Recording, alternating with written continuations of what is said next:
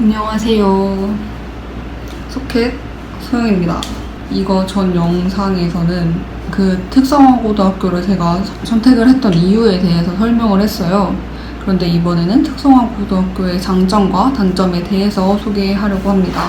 지난번 영상과 같은 날 찍고 있어서 머리가 많이 떡졌어요. 일단은 지난번 말씀드린 것처럼 저는 영상특성화고등학교를 나왔죠. 그래서 영상특성화고등학교 기준으로 장점과 단점에 대해서 알려드리도록 하겠습니다. 일단은 영상특성화고등학교의 장점은 뭐냐면 일단 특성화고등학교다 보니까 수업료가 없다. 이제 두 번째 같은 경우에는 저처럼 영상 편집에 대해서 전문적으로 배울 기회가 있는 거기 때문에 이제 만들고 싶은 영상이나 이런 게 있을 때 고등학교에서 영화 촬영을 하고 영상 촬영을 했기 때문에 이런 경험들이 나중에 쓸모가 있는 것 같아요. 특성화 고등학교에서 배운 저만의 기술이 생긴다는 건데요. 일단 저 같은 경우에는 이제 대학을 이제 특성화 고등학교에서 독학에 준비를 했고, 그리고 아쉽게도 수시에서는 좋은 성적을 거두지 못했지만 그 정시 입시 영역에서 1등급으로 이제 눈치 싸움에서 성공을 해서 중앙대 학교에 온 케이스예요. 이제 그래서 정시 학생부 종합으로 왔고, 이 정시 학생부 종합에 대해서는 나중에 설명을 해드릴게요. 중앙대, 경희대, 중앙대를 넣었는데 25일 정도에 경희대가 일찍 발표가 났고, 그리고 그 다음 날은 26일 같은 경우에는 이제 도서관 가서 생명과학하고 국어 공부를 하고 있었고요. 그리고 27일 날 이제 발표가 났는데 가군에서 붙은 거예요. 그걸 보고 진짜 엄마랑 안고 엉엉 울고 이렇게 해서 진짜 좀 어렵게 온 대학교다 보니까 되게 애교심이 남달랐단 말이에요. 그래서 대학교 와서는 홍보대사 이런 거 하고 싶어 하는데 그 홍보대사를 어떻게 하면 할 수 있을까 고민을 하다가 영상특성화 고등학교를 나온 것을 활용을 해서 영상팀으로 입학 홍보대사 활동을 1년간 할 수 있었어요. 신입생인데도 불구하고 영상을 3년간 배웠다. 이게 강점인 것 같아요. 저는 전자전기공학부에 진학을 하다 보니까 아쉬운 마음도 있고, 대학교 와서는 저에게 그런 영상의 3년 동안 공부한 특성화고등학교 경험이 많이 도움이 됐어요. 제가 어떤 일을 하고 싶어 할 때 영상이라는 기술이 있다는 것을 활용을 해서 제가 좋아하는 일들에 홍보할 수도 있는 거고, 저를 되게 긍정적으로 평가하는 데 좋은 요소를 작용을 해서 이런 점은 되게 좋은 것 같아요. 그리고 세 번째 장점은 이제 국영수 비중보다 전공량이 점점 많아지거든요. 그래서 영상을 정말 좋아하시고 요즘같이 영상으로 돌아가는 시대에서는 경쟁력이 있지 않을까 생각을 합니다. 또 그리고 제가 다녔던 경기영상과학고등학교 같은 경우에는 스튜디오도 따로 있고 카메라 장비도 대량으로 보유를 하고 있고 조명, 음향 등에서도 배울 수 있고 편집 같은 경우에서도 다 알려주고 아이맥 이런 거 다 있거든요. 그래서 그쪽을 좋아하신다면 정말 추천드려요. 또 다른 장점으로는 이제 특성화 고등학교 같은 경우에는 과에 관련된 자격증이 이제 필기가 면제예요. 저 같은 경우에는 정보처리 기능사 실기만 봐서 합격을 했고 대한무선 통신사까지 있어서 이제 학생부 종합을 준비를 하면서 일반고 친구들이 가지고 있지 않는 자격증을 2개나 가지고 있는 거잖아요. 그래서 그런 것도 장점이라고 생각을 해요. 보통 특성화 고등학교를 선택하는 이유가 이제 그쪽 관심 분야이기 때문에 선택을 하는 거라서 그런 게 장점이라고 생각을 합니다. 마지막은 선취업 후진학. 선취업 후진학 같은 경우는 요즘 되게 잘 되어 있어서 취업을 하고 3년 정도 일을 하면은 대학에 지원을 할 수 있거든요. 저희 학교 같은 경우에는 지식경영학부라고 그 특성화고등학교 졸업으로 뽑힌 사람들이 따로 학부로 해서 보통 이런 식으로 운영을 하는데 수업을 들으면서 대학 학위를 취득할 수 있는 그런 것도 있어서 그런 건 좋은 것 같아요. 그래서 돈을 몇 년, 3년 정도 모으면 이제 등록금 같은 거 걱정은 없으니까 만약에 혹시 내가 특성고등학교 졸업을 했고 대학 진학이 마땅치는 않다면 일단 취업을 해서 사회생활을 경험을 해보고 나중에라도 대학에 가고 싶으면 준비를 해봐도 괜찮을 것 같아요.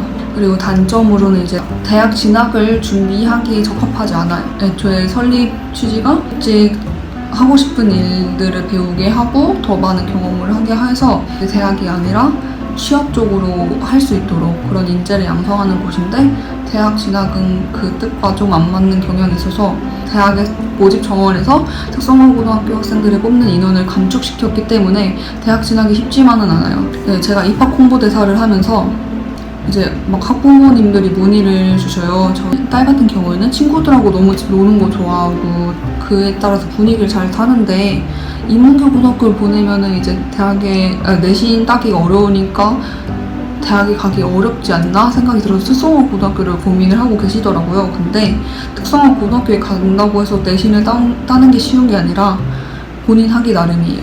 특성화 고등학교 자체가 국영수 비율이 적다 보니까 조금만 공부하면 내신 성적을 잘 받을 수 있는 건 사실이에요. 그래서 근데 저 같은 경우에는 4주 동안 내신만 보고 달달달달 외워가고 엄청 그렇게 공부를 했는데도 1.0이 아니거든요. 1.4였어요. 그게 이제 300명 중에 12명까지만 1등급인데 동점자가 있으면 그보다 적은 인원이 되고 대학 진학을 하는 그들만의 리그가 있거든요. 그래서 어딜 가나 내신 따기가 쉬운 것은 아니고 특성화 고등학교에서 3등급이면 인문계에서 3등급하고 똑같은 건 아니잖아요.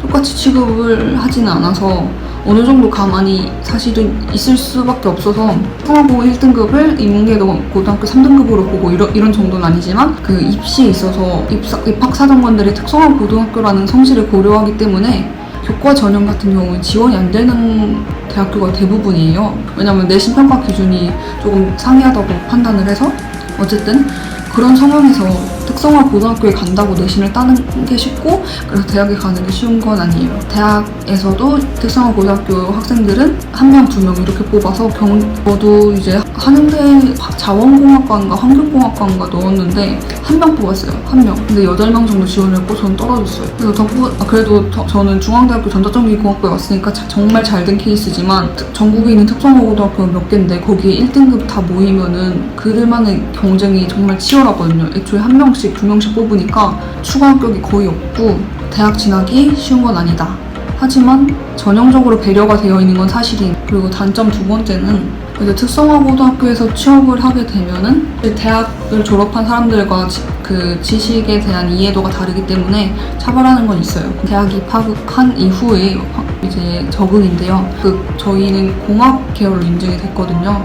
이제 회로를 짜보고 납땜을 해서 이렇게 뭐 기판을 만들어 보기도 하고 생각보다 재밌어서 그리고 정보 처리 기능사도 좀 쉽게 땄기 때문에 이 대학 가면 이런 걸 배우나 전자전기공학부에 가면 이런 걸 배우나 싶어서 왔는데 보니까 다 수학인 거예요. 근데 저희 같은 경우에는 이과 수학이 교육과정이 없어서 이과 수학을 배운 적이 없는데 이제 전국에서 수학에 대해서 날고기는 친구들이 모인 거예요. 그런 상황에서 내가 전공 수업을 들으면 성적이 바닥을 칠 수밖에 없거든요.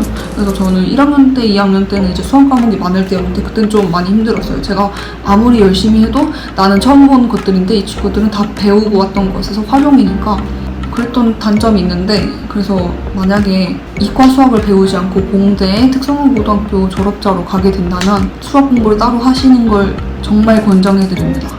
이건 필수라고 생각을 해요. 왜냐면 제가 너무 늦게 합격을 해서 학원 다닐 시간이 없었어요. 제가 따로 이과 수학을 공부할 시간이 없었기 때문에 저는 그래서 2학년 여름방학 때 저쪽 노량진에 단과 수학학원 잠깐 다녔었어요.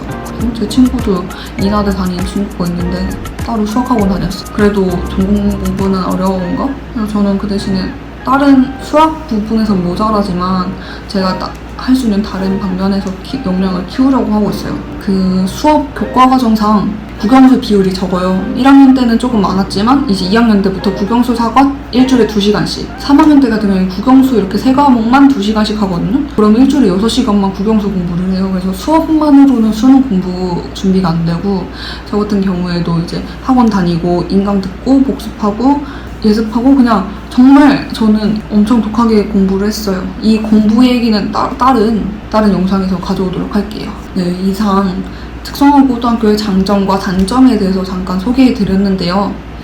오늘 소개해드린 내용 말고도 궁금한 사항이 있으면 댓글로 남겨주시고 다음에 궁금한 내용에 대해서 더 자세히 소개해드리도록 할게요. 구독과 좋아요 부탁드려요.